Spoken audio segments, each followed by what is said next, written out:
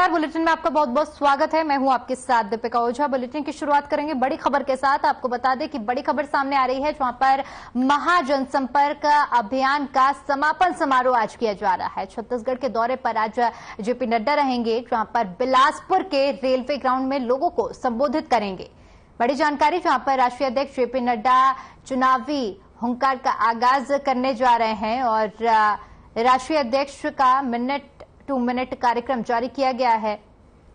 आश्रम में साईं लाल दास से मुलाकात करेंगे। करीब 7:30 बजे दिल्ली के लिए रवाना होंगे। तो बड़ी और अहम जानकारी साझा कर रहे हैं, जहां पर छत्तीसगढ़ के दौरे पर रहेंगे बीजेपी के राष्ट्रीय अध्यक्ष। इस दौरान बिलासपुर के रेलवे ग्राउंड में सभा को संबोधित भी करेंगे और करीब 7:30 बजे दिल्ली के लिए रवाना होंगे। बताते चले कि आज महाजनसंपर्क अभियान का समापन समारोह हो रहा है। तो बड़ी जानकारी साझा कर रहे हैं, जहां पर छत्तीसगढ़ दौरे पर आज राष्ट्रीय अध्यक्ष जेपी नड्डा रहेंगे। बिलासपुर शाम 4 बजे पहुंचेंगे, जिसके बाद रेलवे ग्राउंड में सभा को संबोधित करेंगे और आज महाजनसंपर्क अभियान का समापन होगा और चुनावी हुंकार भरी जाएगी।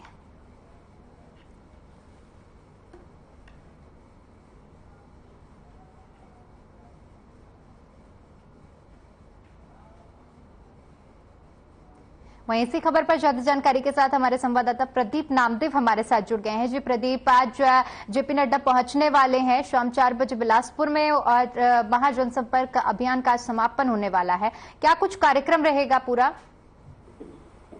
जी बिल्कुल दीपिका, देखिए आज बीजेपी के राष्ट्रीय अध्यक्ष जेपी नड्डा का छत्तीसगढ़ दौरा है। देखिए जो बीजेपी का महाजनसंपर्क अभियान चल रहा था, तो 1 जून से 30 जून तक बीजेपी का महाजनसंपर्क अभियान था, जिसके चलते बीजेपी ने पूरे देश में महाजनसंपर्क अभियान का आयोजन किया था। तो देखिए आज छत्तीसगढ़ दौरे पर है जेपी नड्डा। आज बिलासपुर 4 बजे पहुंचेंगे। बिलासपुर में एक बड़ी जनसभा को रेलवे मैदान में संबोधित करेंगे और उसके बाद 5:30 बजे वहां कार्यकर्ताओं से भी मुलाकात करेंगे और विभिन्न जो पदाधिकारी हैं उनसे भी मुलाकात करेंगे और एक छोटी बैठक भी लेंगे, 10-15 मिनट की बैठक लेंगे। उसमें भी पदाधिकारियों से मुलाकात करेंगे, चर्चा करेंगे चुनाव के विषय में। देखिए लगातार जैसे जैसे चुनाव नजदीक आ रहा है, वैसे वैसे बड़े दिग्गज नेताओं का छत्तीसगढ़ दौरा लगातार जारी है। देखिए अभी कल मतलब 1 जुलाई को राजनाथ सिंह का दौरा है। तो देखिए लगातार एक दौरा हो सकता है कि जुलाई में प्रधानमंत्री नरेंद्र मोदी का भी छत्तीसगढ़ दौरा है। देखिए आज जेपी नड्डा का बिलासपुर दौरा है और वहां पर एक बड़ी जनसभा को संबोधित करेंगे। जी बिल्कुल प्रदीप, जिस तरह से चुनावी आगाज हो चुका है और बीते दिन कांग्रेस में भी फेरबदल देखने को मिला था, जहां पर डिप्टी सीएम की जिम्मेदारी भी सौंपी गई थी। ऐसे में अब आज जेपी नड्डा भी पहुंच रहे हैं। कहीं ना कहीं ये देखा जा रहा है कि अब पूरी तरह से पार्टियां तैयारी में जुट चुकी हैं। जी बिल्कुल, देखिए 23 माफी चाहता हूँ। जी बिल्कुल, देखिए 2023 के विधानसभा चुनाव की तैयारियों में अभी से दोनों पार्टियां जुट गई हैं। ऐसे में टीएस सिंहदेव की नियुक्ति की गई है। वो सरगुजा संभाग से आते हैं और बीजेपी के एक बड़े दिग्गज कांग्रेसी नेता माने जाते हैं, उनको उप मुख्यमंत्री बनाया गया। और वहीं बात करें तो नंद कुमार शाह जो बीजेपी के वरिष्ठ नेता हैं, लेकिन उन्होंने 1 मई को 2 महीने पहले कांग्रेस का दामन थामा था, कल उनको भी कैबिनेट मंत्री का दर्जा दिया गया है। तो देखिए लगातार ये जो चुनाव है, चुनाव के पहले कांग्रेस पूरी रणनीति तैयार कर रही। इसी के चलते बुधवार को प्रधानमंत्री नरेंद्र मोदी ने भी दिल्ली में एक अहम बैठक बुलाई थी, देर रात अहम बैठक बुलाई थी, जिसमें मुख्यमंत्री मौजूद थे कई राज्यों को। तो देखिए उसके बाद जैसे ही यहाँ पर उप मुख्यमंत्री की घोषणा की गई, उसके बाद प्रधानमंत्री नरेंद्र मोदी ने एक बड़ी बैठक बुलाई थी। तो देखिए लगातार बीजेपी के बड़े नेताओं, दिग्गज नेताओं का छत्तीसगढ़ दौरा है और आज जेपी नड्डा का छत्तीसगढ़ दौरा है। बिलासपुर में एक बड़ी जनसभा को संबोधित करेंगे और कार्यकर्ताओं से मुलाकात करेंगे और जो पदाधिकारी हैं उनसे मुलाकात करेंगे और चुनावी मंत्र देंगे।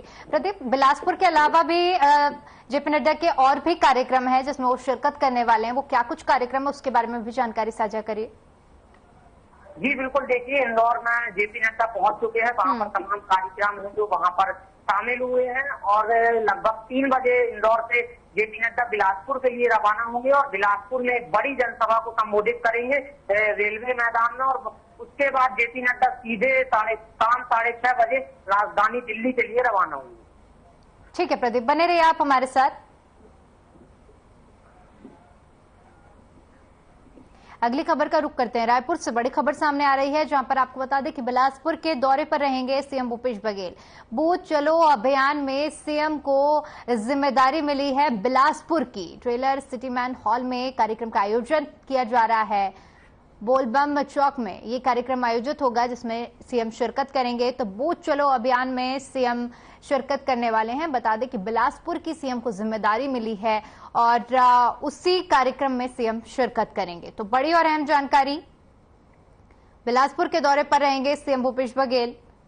बूथ चलो अभियान में शिरकत करेंगे क्योंकि बिलासपुर की जिम्मेदारी सीएम को मिली है और ऐसे में कार्यक्रम में शामिल होंगे।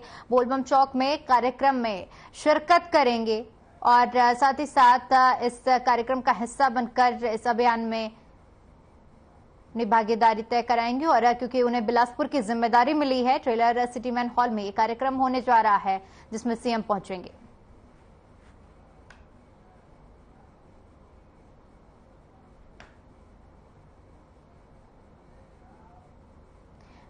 प्रदीप, आपका रुख करना चाहूंगी क्योंकि सीएम आज बिलासपुर पहुंच रहे हैं और जिस तरह से आज एक तरफ से बीजेपी की भी चुनावी हुंकार है, उसी तरह से देखने को मिल रहा है सीएम भी बिलासपुर पहुंचकर और बूथ चलो अभियान में शिरकत करने वाले हैं। बघेल बिलासपुर के दौरे पर रहेंगे। बस कुछ ही देर में मुख्यमंत्री भूपेश बघेल ने राजधानी रायपुर एयरपोर्ट से राजधानी रायपुर माफी चाहता हूँ राजधानी रायपुर हेलीपैड से बिलासपुर के लिए रवाना होंगे और बिलासपुर में जो तमाम बूथ है वहां पर मुख्यमंत्री भूपेश बघेल शिरकत करेंगे और जो कार्यकर्ता है उनसे मुलाकात करेंगे और जो बिलासपुर के बूथों की स्थिति है वो कार्यकर्ताओं से सीधा संवाद करके मुख्यमंत्री भूपेश बघेल जानेंगे कि वहाँ की स्थिति क्या है। क्योंकि देखिए चुनाव बहुत नजदीक है, तो ऐसे में कांग्रेस के सभी पदाधिकारियों को अलग अलग जिले की अलग अलग संभाग की जो जिम्मेदारी है वो बूथ स्तर पर जो अभियान चल रहा है उसकी सौंपी गई है। कुमारी शैलजा भी आज छत्तीसगढ़ के तमाम बूथों में जाएंगी, प्रदेश अध्यक्ष मोहन मरकाम भी जाएंगे। जितने भी बड़े पदाधिकारी हैं वो उन सभी को बूथों की जिम्मेदारी सौंपी गई और आज मुख्यमंत्री भूपेश बघेल बिलासपुर दौरे पर रहेंगे। जी बिल्कुल, जिस तरह से प्रदीप आपने जिक्र किया कि बूथ चलो अभियान की अलग अलग जगहों की जिम्मेदारी दी गई है, सीएम को बिलासपुर की जिम्मेदारी दी गई है, तो इस कार्यक्रम के तहत क्या क्या चीजें हैं जो होनी है और क्या कार्यक्रम रहने वाला है? जी बिल्कुल, देखिए बूथ चलो अभियान में कांग्रेस के ये चल रहा है कि वहां पर मुख्यमंत्री भूपेश बघेल जाएंगे, वहां के पदाधिकारी हैं वो वहां पर मौजूद रहेंगे और जो कार्यकर्ता है बूथ स्तर के कार्यकर्ता है, देखिए सबसे छोटा अगर माना जाए तो बूथ ही माना जाता है। बूथ स्तर के जो कार्यकर्ता है उनसे मुख्यमंत्री सीधा संवाद करेंगे, उनसे जानेंगे कि वहां के क्या स्थिति है, वहाँ उस मोहल्ले की स्थिति क्या है, उस वार्ड की स्थिति क्या है, उस ब्लॉक की स्थिति क्या है। तो देखिए लगातार कांग्रेस का जमीनी स्तर पर बूथ चलो अभियान चल रहा है, जिसके तहत मुख्यमंत्री भूपेश बघेल तमाम पदाधिकारी जाकर वहां का जो फीडबैक है वो लेंगे। और देखिए क्योंकि चुनाव बहुत नजदीक है, तो देखिए ऐसे में ये बूथ चलो अभियान की शुरुआत कांग्रेस ने की। और इसके पहले अगर बात करें बीजेपी की, तो बीजेपी के अभी कुछ दिन पहले भोपाल में प्रधानमंत्री नरेंद्र मोदी का एक शो हुआ था, उसमें मेरा बूथ सबसे मजबूत के तहत प्रधानमंत्री नरेंद्र मोदी ने 300 देश भर के 300 कार्यकर्ताओं से संवाद किया था। उसमें प्रधानमंत्री नरेंद्र मोदी ने कुछ मंत्र दिए थे। देखिए चुनाव है, 2024 का चुनाव है, तो ऐसे में प्रधानमंत्री नरेंद्र मोदी ने भी मेरा बूथ सबसे मजबूत अभियान के तहत लगभग देश के 3000 से ज्यादा कार्यकर्ताओं से संवाद किया था, सीधा संवाद किया था। भोपाल में कार्यक्रम का आयोजन किया गया था, जिसमें से लगभग 100 से अधिक कार्यकर्ता छत्तीसगढ़ के भी मौजूद थे। बिल्कुल प्रदीप, जिस तरह से आपने जिक्र किया कि बीजेपी की तरफ से भी बूथ स्तर पर तमाम तैयारियां की जा रही है, खुद प्रधानमंत्री सीधा संवाद कर रहे हैं बूथ स्तर पर कार्यकर्ताओं से, ऐसे ही कांग्रेस में भी देखने को मिल रहा है। तब मैं आपसे समझना चाहूंगी क्योंकि अलग अलग जगह पर बूथ स्तर पर कार्यक्रम हो रहे हैं, जो कार्यकर्ता है और जनता है उनका क्या कुछ रुझान आपको देखने को मिल रहा है?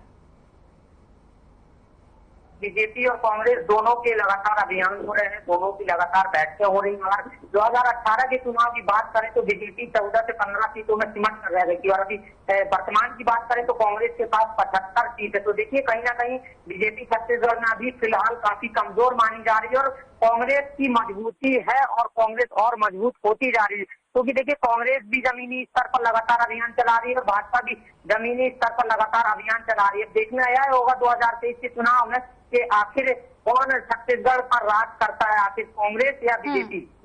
प्रदीप, इसके अलावा मैं ये भी समझना चाहूंगी, जिस तरह से कांग्रेस की तरफ से बूथ स्तर पर कार्यक्रम किए जा रहे हैं, अभियान भी चलाए जा रहे हैं, ऐसे में क्योंकि बीजेपी के बड़े बड़े चेहरे पहुंच रहे हैं छत्तीसगढ़ में, तो कांग्रेस की ओर से अभी तक रैली का क्या कोई जिक्र हुआ है कि कब रैली होने वाली है और कौन से बड़े चेहरे पहुंचने वाले हैं?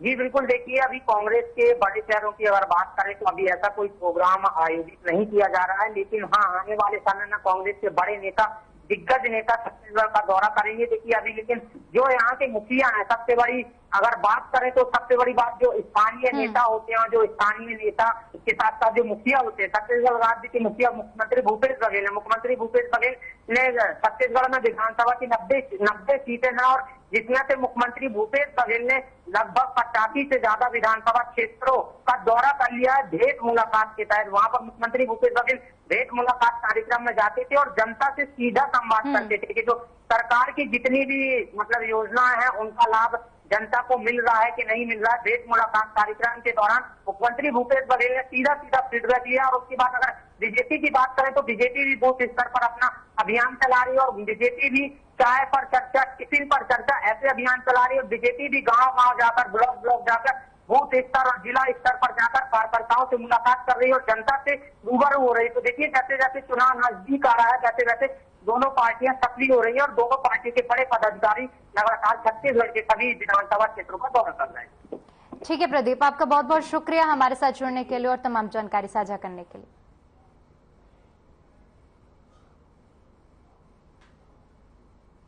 वहीं बड़ी खबर रायपुर से सामने आ रही है, जहां पर आपको बता दें कि दुर्ग संभाग की 20 सीटों पर कांग्रेस का फोकस देखने को मिल रहा है। बड़ी जानकारी, जहां पर पीसीसी अध्यक्ष मोहन मरकाम बूथ चलो अभियान में शामिल होंगे और माइक्रो बूथ मैनेजमेंट की तैयारियों को लेकर चर्चा की जाएगी। गांव बिटकुली और मुरखुटा में शामिल होंगे। तो बड़ी जानकारी, जहां पर दुर्ग संभाग की 20 सीटों पर कांग्रेस का पूरी तरह से फोकस देखने को मिल रहा है। पीसीसी अध्यक्ष मोहन मरकाम बूथ चलो अभियान में शिरकत करेंगे, जहां पर आपको बताते चलें कि माइक्रो बूथ पर फोकस किया जा रहा है और क्योंकि चुनाव की तैयारियां तेज हो चुकी हैं और ऐसे में चाहे कांग्रेस की बात करें या बीजेपी की, सभी बूथ स्तर पर अपने काम और तैयारियां कर रहे हैं।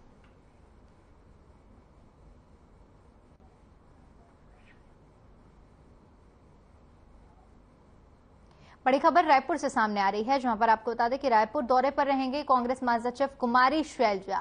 वो बिलासपुर से कोटा के लिए रवाना होंगी कुमारी शैलजा और लखोदना में बूथ चलो अभियान में शामिल होंगी, जहां पर तेंदुआ नेवासा में कार्यक्रम में हिस्सा लेंगी और साथ ही साथ कोटा नगर पंचायत में अभियान में शामिल भी होंगी, जिसके बाद 4:30 बजे कोटा से रायपुर के लिए रवाना होंगी। तो बड़ी जानकारी, जहां पर रायपुर दौरे पर रहेंगी कुमारी शैलजा, इस दौरान लखोदना में बूथ चलो अभियान में शामिल होंगी, तेंदुआ निवासा कार्यक्रम में भी हिस्सा लेंगी।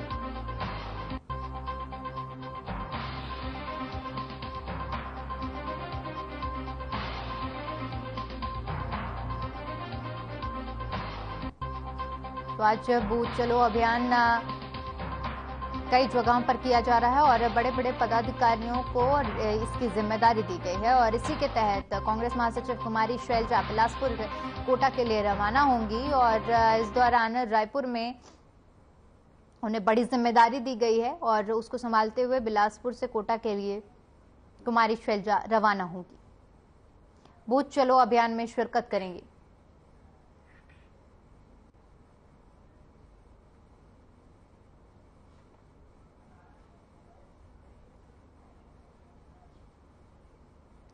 तो बड़ी जानकारी आपके साथ साझा कर रहे हैं, जहां पर कांग्रेस का बूथ चलो अभियान जारी है और इसी के तहत सभी पदाधिकारियों को बड़ी जिम्मेदारियां सौंपी गई हैं और इसी के तहत कांग्रेस महासचिव को भी जिम्मेदारी सौंपी गई है। इसी कड़ी में कुमारी शैलजा भी बूथ चलो अभियान में शामिल होंगी और कार्यकर्ता और नेताओं पदाधिकारियों से मुलाकात करेंगे।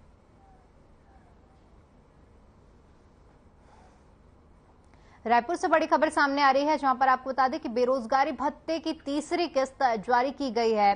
सीएम भूपेश बघेल जारी करेंगे तीसरी किस्त। बड़ी जानकारी, जहां पर 31 करोड़ 60,07,000 रुपए की किस्त जारी की जाएगी।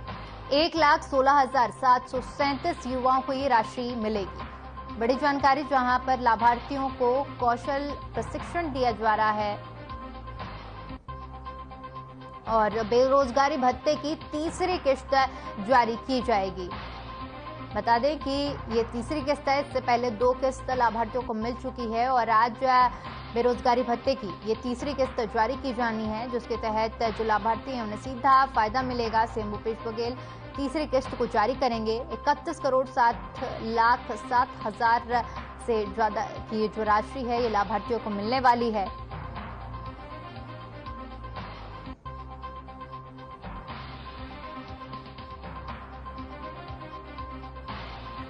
बेरोजगारी भत्ते की शुरुआत 1 अप्रैल से हुई थी, जिसके तहत युवाओं को जो रोजगार नहीं प्राप्त कर पाए हैं उन्हें बेरोजगारी भत्ता दिया जा रहा था और उसी के तहत आज तीसरी किस्त जारी की जाएगी। सीएम भूपेश बघेल तीसरी किस्त को जारी करेंगे, जिसके तहत 31 करोड़ 60,07,000 रुपए जारी किए जाएंगे।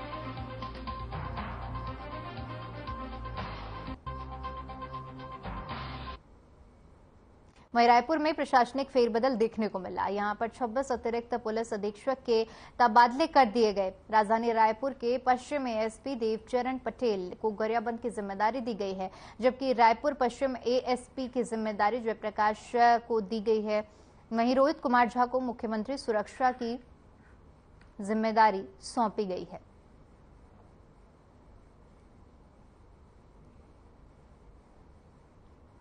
तो रायपुर में बड़ा सरकारी फेरबदल देखने को मिला है, जहां पर 26 अतिरिक्त पुलिस अधीक्षक के तबादले किए गए हैं। इसी कड़ी में आपको बता दें कि रोहित कुमार झा को मुख्यमंत्री के सुरक्षा की जिम्मेदारी दी गई है और ये आधिकारिक नोटिस हम आपको दिखा रहे हैं, जिसके तहत जिसमें आदेश जारी किए गए हैं। राज्य सरकार ने ये आदेश जारी किए हैं, जिसके तहत 26 अतिरिक्त पुलिस अधीक्षकों के तबादले किए गए हैं और नियुक्तियां की गई हैं। इसी कड़ी में रोहित कुमार झा को मुख्यमंत्री की सुरक्षा की जिम्मेदारी दी गई है।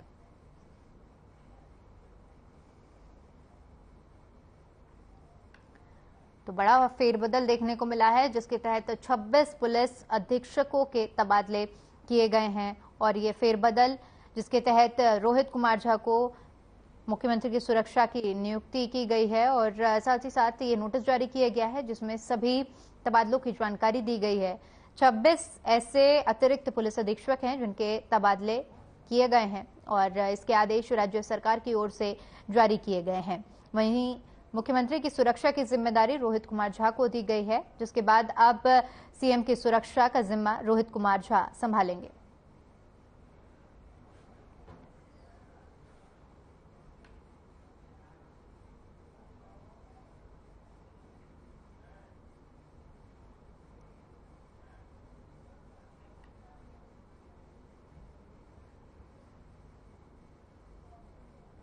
तो रायपुर में सरकारी बदलाव देखने को मिला है। फेरबदल की खबर सामने आ रही है, जहां पर 26 अतिरिक्त पुलिस अधीक्षकों के तबादले किए गए हैं, जिसके तहत रोहित कुमार झा को मुख्यमंत्री की सुरक्षा की जिम्मेदारी दी गई है।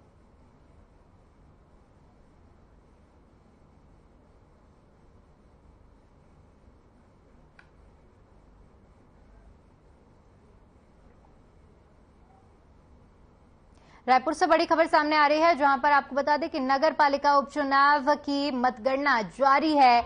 जिले के अधिकारियों को दिशा निर्देश दिए गए हैं, जिसके तहत निर्वाचन अधिकारियों और वे प्रेक्षकों को खासे निर्देश दिए गए हैं, जिसके तहत 27 जून को 80% मतदाताओं ने वोट डाले थे, जिसके बाद अब मतगणना जारी है। तो बड़ी जानकारी, जहां पर नगर पालिका उपचुनाव की मतगणना जारी है, जिले के अधिकारियों को दिशा निर्देश दिए गए हैं। निर्वाचन अधिकारी व प्रेक्षकों को भी खास निर्देश दिए गए हैं। बता दें कि 27 जून को मतदान हुए थे, जिसमें 80% मतदाताओं ने मतदान किया था और इसी के तहत आज मतगणना जारी है, जिसके लिए जिले के अधिकारी, निर्वाचन अधिकारी और प्रेक्षकों को सभी जरूरी दिशा निर्देश दिए गए हैं और कुछ ही देर बाद चुनाव के नतीजे भी सामने होंगे, लेकिन क्योंकि मतगणना हो रही है इसलिए अधिकारियों को दिशा निर्देश दिए गए हैं। और साथ ही साथ बता दें कि 27 जून को मतदान हुए थे, जिसमें 80% मतदाताओं ने अपने मताधिकार का प्रयोग करते हुए वोट डाला था, जिसके बाद अब आज मतगणना हो रही है और कुछ ही देर बाद नतीजे सामने होंगे।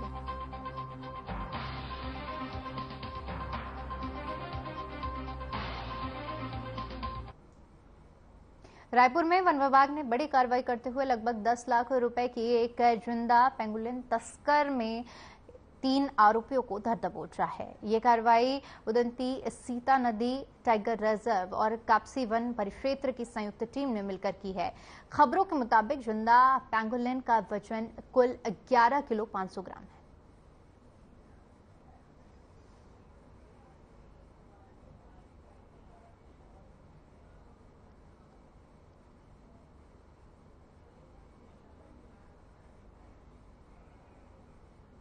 तो वन विभाग की बड़ी कार्रवाई देखने को मिली है, जहां पर 10 लाख रुपए की कीमत का एक जिंदा पेंगुलिन को वन विभाग की टीम ने पकड़ा है। बता दें कि पेंगुलिन की तस्करी करते हुए 3 आरोपियों को गिरफ्तार किया गया है। तस्वीरें हम आपको दिखा रहे हैं, ये वही पेंगुलिन है जिसे वन विभाग की टीम ने पकड़ा है और इसकी कीमत लगभग 10 लाख रुपए बताई जा रही है।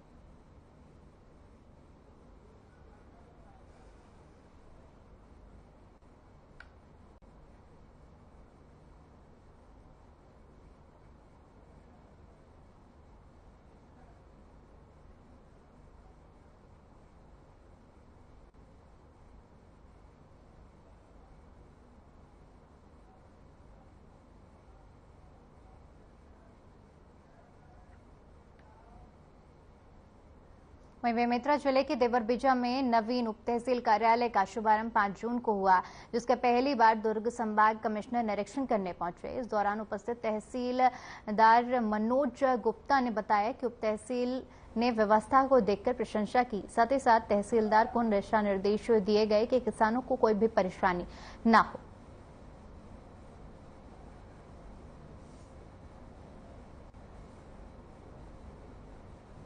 तो उप तहसील कार्यालय का निरीक्षण किया गया, कमिश्नर ने पूरा जायजा लिया। इस दौरान तहसीलदार को दिशा निर्देश दिए गए हैं कि किसानों को किसी भी तरह की परेशानी का सामना न करना पड़े।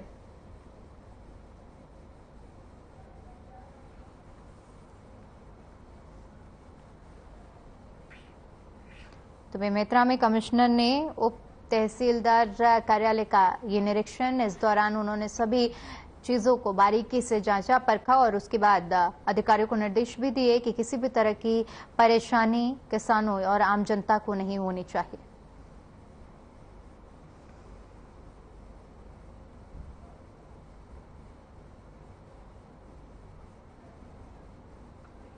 तस्वीरें हम आपको दिखा रहे हैं, उप तहसीलदार कार्यालय का ये निरीक्षण, जहां पर कमिश्नर पहुंचे हैं और इसके बाद उन्होंने अधिकारियों को दिशा निर्देश भी दिए हैं। निरीक्षण के दौरान की तस्वीरें हैं, जहां पर बारीकी से चीजों को जांचा परखा गया है और उसके बाद साफ तौर पर ये निर्देश दिए गए हैं कि किसानों को किसी भी तरह की परेशानियों का सामना नहीं करना।